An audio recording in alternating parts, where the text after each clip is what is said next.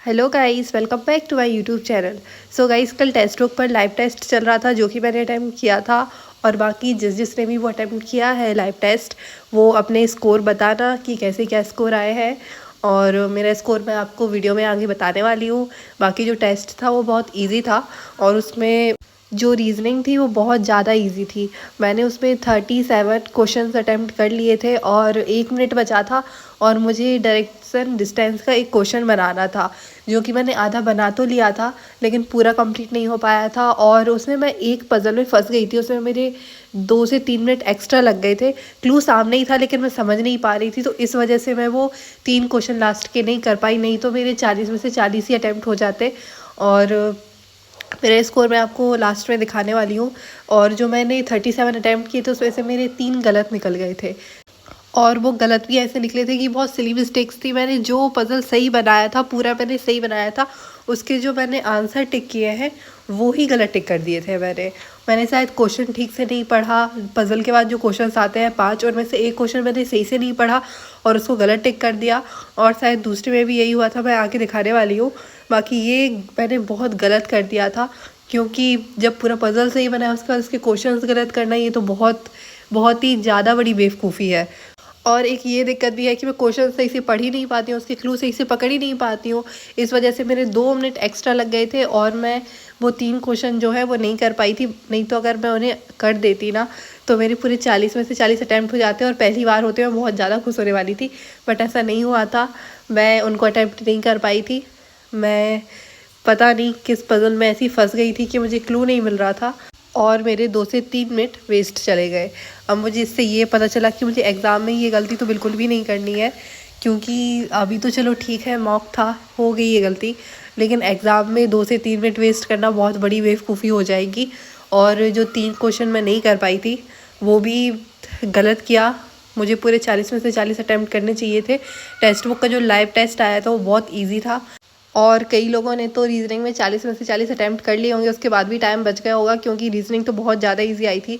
बस मैं ही फंस गई थी एक पज़ल पे और उस वजह से मैं पूरे क्वेश्चन नहीं कर पाई। और मैथ्स भी इजी आई थी, ज़्यादा टफ नहीं थी, लेकिन मैथ्स में मैंने इतने कोई ज़्यादा क्वेश्चंस नहीं किए थे। मैथ्स में अभी मेरी स्पीड नहीं बन पा रही है। और मुझे कमेंट आया था कि आप ये पीडीएफ कहाँ से सॉल्व कर रही हो, तो मेरा एक टेलीग्राम चैनल है, मैं गाइडली से वो पीडीएफ डाउनलोड करती हूँ और वहाँ पे शेयर करती हूँ। तो जिसने अभी तक टेलीग्राम चैनल ज्वाइन नहीं किया है वो ज्वाइन कर लो, वहाँ पे मैं पीडीएफ शेयर करूँगी, तो आप लोगों को भी प्रैक्टिस के लिए वो पीडीएफ मिल जाएगी। मैं मैथ्स और रीजनिंग की डेली करती हूँ। और गाइस, अभी एडमिट कार्ड भी आ गए हैं और मुझे पता चला कि मेरा एग्ज़ाम 13 दिसंबर को है। वो भी 2:45 से रिपोर्टिंग टाइम है। और जहाँ पे मेरा घर है वहाँ से बहुत दूर है ये सेंटर। पहले तो मैं सोच रही थी कि अभी मैं बेसिकली तो पिपरिया में रहती हूँ, लेकिन मैं एग्ज़ाम देने भोपाल जाती हूँ। लेकिन भोपाल में 2 सेंटर है, एक मेरे घर के पास है और एक घर से बहुत दूर है। तो सेंटर भी वो वाला है जो मेरे घर से बहुत दूर है। और वैसे तो मैं चाह रही थी कि मेरा एग्ज़ाम 6 को हो, लेकिन 13 को है, तो अच्छा है कि अभी मुझे प्रैक्टिस करने के लिए थोड़ा ज़्यादा टाइम मिल जाएगा। मैं इसलिए चाह रही थी 6 को हो कि जल्दी से एग्ज़ाम देके फ्री हो जाऊँ। और मेरे फ्रेंड्स के साथ मुझे घूमने भी जाना था कहीं कहीं, तो ठीक है, कोई दिक्कत नहीं है। अब एग्ज़ाम पे ज़्यादा अच्छे से फोकस कर पाऊँगी, ज़्यादा क्वेश्चन सॉल्व कर पाऊँगी। और अभी एग्ज़ाम को 10 दिन से थोड़े ज़्यादा हैं, 10-12 दिन हैं। तो मैं सोच रही हूँ कि एटलीस्ट रीजनिंग में तो मेरे 40 में से 40 अटैम्प्ट होके और 40 में से 40 सही भी हो जाए, इतनी प्रैक्टिस हो जाए। और मैथ्स में एटलीस्ट 25 से 30 क्वेश्चंस के बीच में होने लगे, तो बहुत ज़्यादा खुशी होगी मुझे कि चलो इतने क्वेश्चंस होने लगे हैं अटैम्प्ट। और रीजनिंग बहुत अच्छी करनी है मुझे अभी। जैसे कि मैं ये लाइव टेस्ट में 37 अटैम्प्ट कर लिए थे, बस 3 क्वेश्चन रह गए थे, वो भी मेरी एक गलती की वजह से 3 क्वेश्चन रह गए थे। तो अभी मुझे वो गलती सुधारनी है। कोई भी पजल में सिटिंग अरेंजमेंट में फंसना नहीं है मुझे, जल्दी जल्दी क्वेश्चन सॉल्व करने हैं और ऐसे सॉल्व करने हैं कि पूरे ध्यान से करने हैं, जो बिल्कुल सही निकले। मैं जल्दी जल्दी के चक्कर में ये करती हूँ कि क्वेश्चन सही से नहीं पढ़ती हूँ, पज़ल पूरा सही बना लिया, बस क्वेश्चन सही से नहीं पढ़ना है। तो ये गलती बहुत से लोग करते होंगे, बट नहीं करनी चाहिए, इसको सुधारनी चाहिए। बिल्कुल ध्यान से क्वेश्चन पढ़ने चाहिए। ऐसा होता है कि जैसे कोई डब्लू है वेरिएबल, उसके राइट से मैं उसको लेफ़्ट पढ़ लेती हूँ और लेफ़्ट से टिक कर देती हूँ, तो ये बहुत बड़ी गलती है। और इसमें मेरे जो स्कोर आया था वो 50 आया था।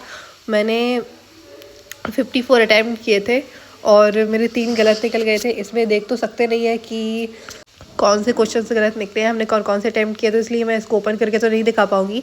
लेकिन इसके बाद मैंने जो अड्डा का टेस्ट दिया था उसको मैं ओपन करके दिखाऊँगी। ये वाला टेस्ट दिया था उसके बाद मैंने, और इसमें भी मेरा स्कोर उतना ही आया था 49 समथिंग। और इससे आगे तो मैं बढ़ ही नहीं पा रही हूँ, पता नहीं मैं 60 तक कब पहुँच पाऊँगी। वैसे अभी 10 दिन है, पूरी कोशिश करनी है मुझे थोड़ा स्कोर बढ़ाने की। सबसे पहले तो स्पीड पे फोकस करना है, क्योंकि सबसे पहले स्पीड बढ़ेगी उसके बाद ही स्कोर बढ़ पाएंगे। स्पीड नहीं बढ़ेगी तो स्कोर नहीं बढ़ेंगे। फिर गाइस अड्डा 24/7 के जो मॉक दिया था मैंने, उसमें मेरा 49 स्कोर आया था। इसमें मेरे 3 क्वेश्चंस गलत निकल गए थे और इसकी वजह से मेरा स्कोर थोड़ा कम हो गया था।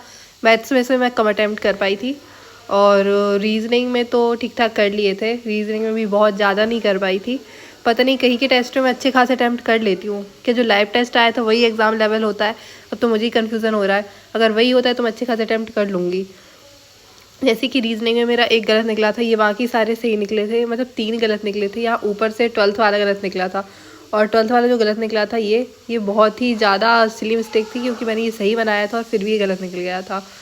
और ये वाला गाइस ये सही एम है, और ये पूरा पजल मैंने सही बनाया था और फिर भी मैंने गलती कर दी इसमें।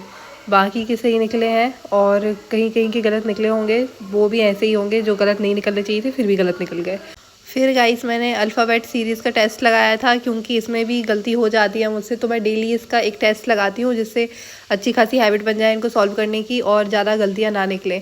क्योंकि ये अल्फ़ाबेट सीरीज़ में ही ज़्यादा गलती होने के चांसेस रहते हैं। बाकी न्यूमेरिकल सीरीज़ तो अल्फ़ा न्यूमेरिक सीरीज़ को तो मैं कर ही लेती हूँ ठीक से। और इसमें मेरे 20 में से मैंने 17 क्वेश्चन सही किए थे और 3 गलत निकल गए थे। और फिर मैंने बाद में चेक किया कि कौन कौन से गलत निकले थे, और वो भी सिली मिस्टेक थी। मैंने बस लेफ़्ट राइट पढ़ लिया था, इस वजह से मैं बिल्कुल फोकस के साथ क्वेश्चन नहीं पढ़ती हूँ। और फिर मैंने टेक्स्ट बुक पे एक टेस्ट लगाया था, वो भी रीजनिंग का, और इसमें मेरा स्कोर बहुत बहुत बहुत बुरा आया था। समझ में नहीं आ रहा। लाइव टेस्ट मैं अच्छे से कर लेती हूँ, जब पूरा मॉक देती हूँ तो उसमें क्वेश्चंस अच्छे से कर लेती हूँ रीजनिंग का। और जब मैं सेक्शनल टेस्ट लगाती हूँ तो उसमें ऐसे कैसे क्वेश्चंस दे देते हैं ये जो मुझसे सॉल्व होते ही नहीं है। हो जाते हैं लेकिन इतना टाइम लगता है कि मैं ज़्यादा अटैम्प्ट ही नहीं कर पाती हूँ। और इसका स्कोर तो देख के मैं डिमोटिवेट हो गई थी, बट कोई बात नहीं। मॉक और सेक्शनल टेस्ट में इतना फ़र्क क्यों आ रहा है समझ में नहीं आ रहा। मुझे 19 स्कोर आया था, मैंने 24 अटैम्प्ट किए थे, 40 पता नहीं कभी कर पाऊँगी। और उसमें से मेरे 3 एक गलत निकल गए थे आई थिंक, जिसकी वजह से मेरा स्कोर कम हो गया। और फिर मैंने सॉल्व की थी चेकलिस्ट, जो कि मैंने टेलीग्राम चैनल पे भी शेयर की है। ये मैं डे 3 की कर रही थी, क्योंकि अभी मैंने सेकंड की मेरी हो गई है और मैंने सेकंड वाली ही टेलीग्राम चैनल पे डे 2 की मैंने टेलीग्राम चैनल पे शेयर की है। अभी मैं 3 की भी करूँगी कल।